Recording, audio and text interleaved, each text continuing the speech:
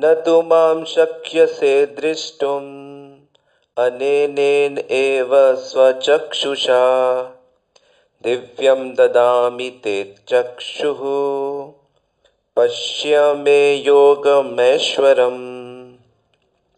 आज भगवत गीता के 11वें अध्याय का 8वां श्लोक है और आज के श्लोक में श्री कृष्ण अर्जुन से कह रहे हैं, अर्जुन, तुम अपनी इन आंखों से मुझे नहीं देख सकते, अतः मैं तुम्हें दिव्य आंखें, दिव्य दृष्टि दे रहा हूं।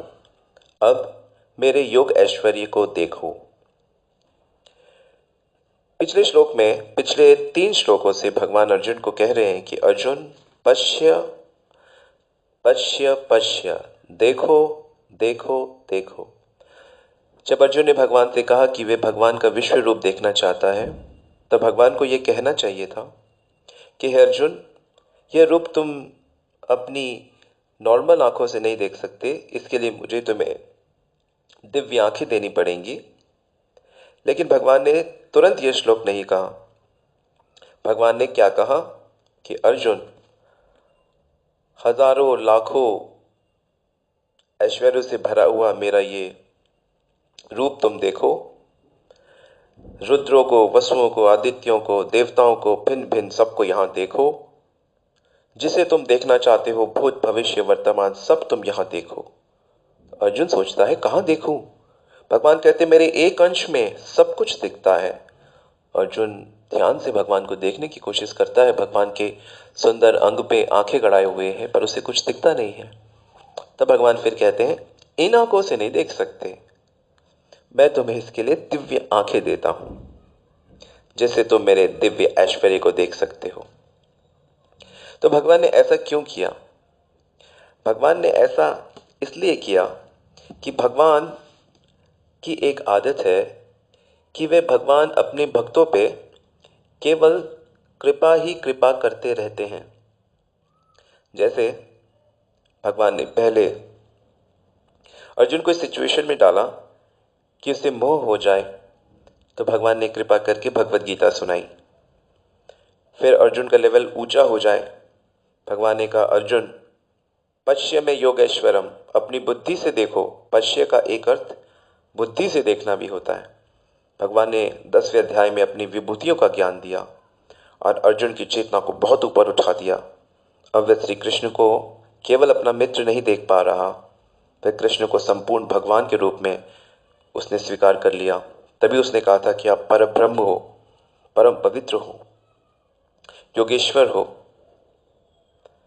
तब फिर भगवान ने कहा कि अब तुमने बुद्धि से देख लिया, अब तुम मेरे एक अंश में पूरा ब्रह्मांड टिका हुआ है।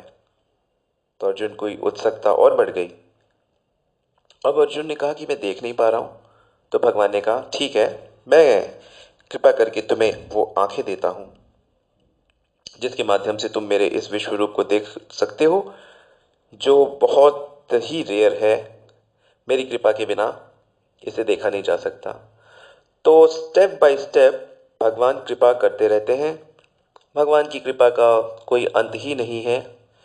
कृपा निधान है, कृपा के समुद्र हैं, वह केवल कृपा करना जानते हैं।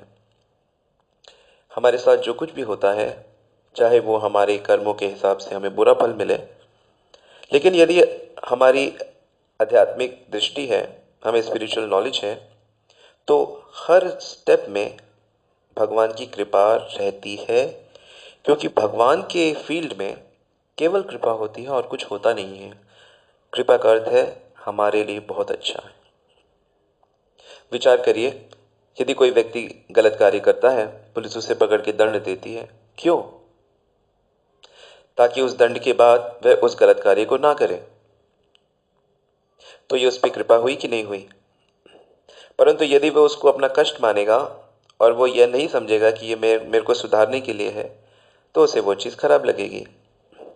फौज में जो हमारे सोल्जर्स हैं, वो कितनी मेहनत, कितने कष्ट उठाते हैं, परंतु वो जानते हैं कि ये सब देश के भले के लिए है और उनके लिए भी। तो इसीलिए हर फील्ड में वही लोग आगे बढ़ते हैं जो कष्टों को, समस्याओं को, प्रॉब्लम्स को एज ए चैलेंज देखते हैं, न कि एज ए प्रॉब्लम देखते हैं। तो यहाँ पर भगवान की कृपा हर क्षण, हर व्यक्ति पे, हर समय होती रहती है। और जिसे भगवान का रहस्य समझ में आता है, जिसे अपने साथ भगवान का संबंध समझ में आता है, फिर वो भगवान को अप्रिशिएट करता है। जैसे कि जब तक आप खुद माता पिता ना बन जाओ, आप अपने माता पिता के, गुरु के मूड को नहीं समझ पाते। जब आप उस स्थिति में आते हो तब उनके भावों को अच्छे से समझते हो। परंतु यही ज्ञान यदि बचपन में हो जाए तो जीवन बड़ा ही सुंदर, आनंददायक रहेगा। भाव और भी शुद्ध, और व्यवहार में मिठास, आनंद कई गुना बढ़ जाता है। विश्व रूप वैसे पढ़कर, सुनकर, टीवी में देखकर ऐसा लगता है जैसे कि जीवन का असली लक्ष्य यही है कि भगवान का ये विश्व रूप एक बार देखने को मिल जाए। परंतु ऐसी बातें नहीं है। इस अध्याय के अंत में ये बात स्पष्ट हो जाएगी कि भगवान का विश्व रूप एक्चुअली में अल्टीमेट लक्ष्य नहीं है। भगवान के जो शुद्ध भक्त होते हैं वे भगवान के दो हाथ वाले रूप को, जो श्री कृष्ण इस समय रथ चलाते हुए जो भगवान के दो हाथ हैं, या वृंदावन में बांसुरी बजाते हुए भगवान के दो हाथ प्रकट रहते हैं, वह रूप भक्तों को बहुत प्रिय होता है। भक्त को भगवत कृपा से उनका विराट रूप देखने के लिए भगवान ने अर्जुन जैसे भक्त को दिव्य चक्षु तो दे दिए, लेकिन वह इसलिए किया क्योंकि अर्जुन उस रूप को देखना चाहते थे। हालांकि जो शुद्ध भक्त होते हैं वो उस रूप को देखना नहीं चाहते। हालांकि भगवान ने, फिर अर्जुन ने क्यों ये रूप देखना चाहा? ताकि दूसरे लोग भविष्य में ये ना कहे अरे कृष्ण ने ऐसा कहा था पर ये सच है नहीं। तो अर्जुन ने कहा मैंने साक्षात देखा है वो रूप। तो अर्जुन यहाँ पे प्रमाण है, क्योंकि भगवत गीता के माध्यम से श्री कृष्ण एक बहुत बड़ा काम कर रहे हैं। वह ये है कि वे दोबारा से वैदिक परंपरा को स्थापित कर रहे हैं। एवं परंपरा प्राप्ति एवं राजर्षि विदु सकाल न महता योग नष्टो भी चाहते। ये योग जो बीच में टूट गया था अर्जुन, इसको मैं दोबारा से स्टैब्लिश कर रहा हूँ। मैं दोबारा से ये ज्ञान तुम्हें प्रदान कर रहा हूँ। और इसको संजय भी सुन रहे हैं, देख रहे हैं। इसको धृतराष्ट्र भी सुन रहे हैं, और व्यास मुनि तो इसे साक्षात देख ही रहे हैं। अर्जुन इसे सुन रहे हैं। तो कई पर्सनालिटीज एक साथ इस गीता के टेलीकास्ट को देख रही हैं, और उनके माध्यम से ही आज हमारे पास ये भगवत गीता उपलब्ध है। इस गीता को जब तक आप अपनी लाइफ में नहीं उतारेंगे, जब तक आप इसे समझेंगे नहीं, तो वो रोमांच, वो आनंद आपको महसूस नहीं होगा। गीता का आप पालन कर रहे हैं, इसका क्या प्रमाण है? देखिए, भगवत गीता हमें शरीर के धरातल से आत्मा के धरातल पे लाती है। क्या मतलब? मतलब साफ है कि हम अपनी ज़िंदगी बचपन से मरने तक अपने आप को शरीर मान के जी रहे हैं। गीता की समझ होने के उपरांत हम अपने को शरीर नहीं मानते, हम अपने को आत्मा मान के जीते हैं।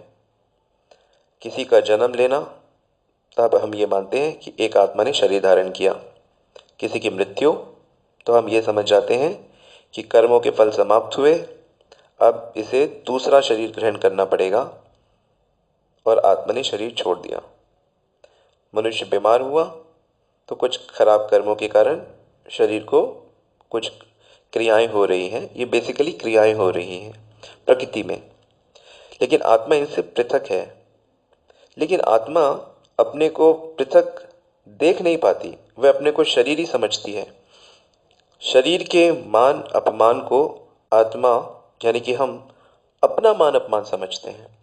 इसलिए कृष्ण ने गीता में कहा कि तुम इनको सहो, चुप रहो, सहो, और अपने लक्ष्य को प्राप्त करने की कोशिश करो, मुझे प्राप्त करने की कोशिश करो, मेरे साथ अपने संबंध को दृढ़ करो।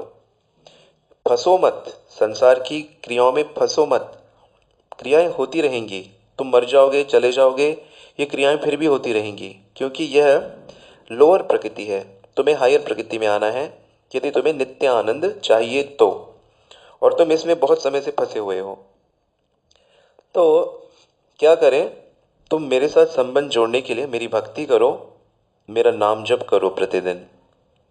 इसलिए चैतन्य महाप्रभु का जो सुप्रीम आदेश है, नाम नामकारी बहुधा निज सर्वशक्ति स्थित्रा पिता नियमिता स्मरणे न काला एतादृशी तव कृपा भगवन् ममापि दुर्दैव मिदृशामि जननी राग अनुराग। कि भगवान ने अपनी सारी शक्तियां सब कुछ अपने नाम में इन्वेस्ट कर दी हैं।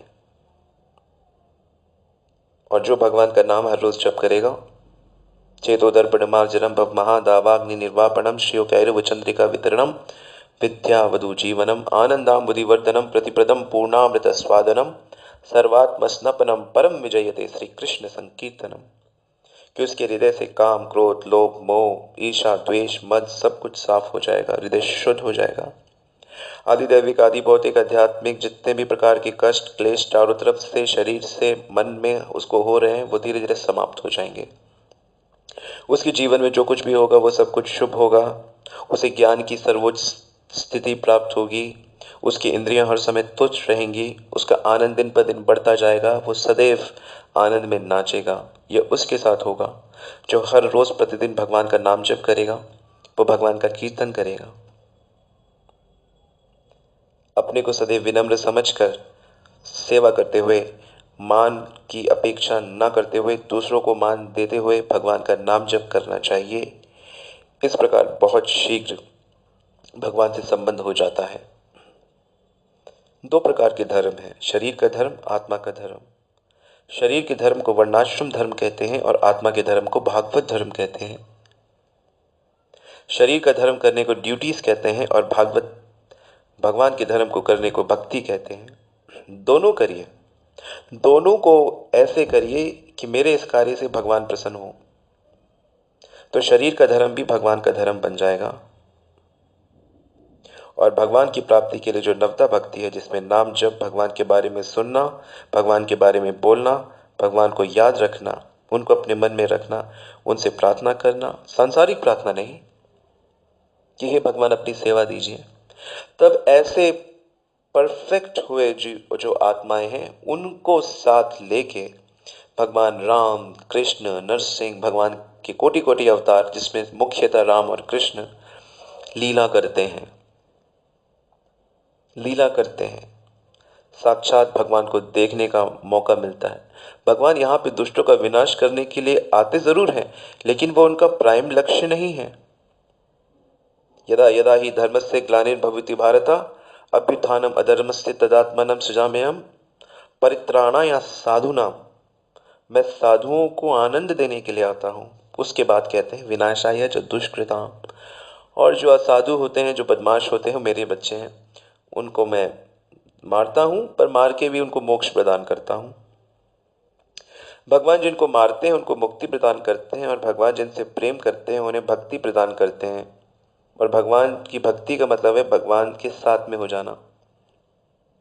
और मोक्ष का अर्थ होता है कि भगवान की दिव्य ज्योति में, भगवान के देह में, भगवान की ब्रह्म ज्योति में लीन हो जाना और ब्रह्म सुख प्राप्त करना। परंतु भगवान का सानिध्य, भगवान का साक्षात प्रेम, सेवा, यह आनंद नहीं प्राप्त होता। इसलिए महाप्रभु के भक्त कहते हैं कि भगवान हमें नरक में डाल दो, लेकिन मुक्ति मत दीजिए। मुक्ति मतलब किसी प्रकार का कष्ट ना होना। भगवान के भक्त भगवान के लिए हर प्रकार का कष्ट लेने के लिए तैयार रहते हैं। दीजिए, जितने कष्ट देना है दीजिए प्रभु, लेकिन अपनी भक्ति दीजिए, अपना प्रेम दीजिए। आपका प्रेम प्राप्त करके हम आपकी सेवा कर सकते हैं। उस सेवा के लिए कितने जन्मों से हमारी पुकार है। भक्ति देवी विनती सुन लो, राधे श्याम की सेवा में चुन लो, जन्मों से है ये पुकार। किसी कवि ने कहा है कि जन्मों से हमारी ये पुकार है कि आप हमारी ये विनती सुनो और राधे श्याम, हे कृष्ण, हे राधा, हमें अपनी सेवा प्रदान करिए। तो इसलिए भगवान का ये जो रूप है, जो विश्व रूप है, यह केवल उन लोगों के लिए है, दिखाने के लिए कि कृष्ण क्या है। सब कुछ है कृष्ण। यह असली ज्ञान है। और भगवान के जो भक्त हैं वो भगवान के प्रेम वाले रूप को देखना चाहते हैं। जैसे पिताजी का एक रूप है, पुलिस इंस्पेक्टर है जो मैदान में बंदूकें चला रहा है फील्ड में, लेकिन एक उसका फ्रेंडली रूप है जो घर में आराम से अपने बच्चों के साथ खेल रहा है, कूद रहा है, बैडमिंटन खेल रहा है। तो इस प्रकार भगवान का ये जो सौम्य रूप है, जो उनका वास्तविक रूप है, जो उनका भी स्वयं रूप व्रजेर नंद नंदन श्री कृष्ण। तो इसलिए इन एसेंस विश्व रूप की चर्चा हम करेंगे आगे श्लोकों में। आप सब भगवान के नाम को अपने जीवन में एक अमूल्य अंग बना लें और इस दिव्य रस का आनंद लें, और भगवान इससे बहुत खुश होते हैं सभी आत्माओं से। यही वेद शास्त्रों का कलयुग में निचोड़ है। हरे कृष्ण।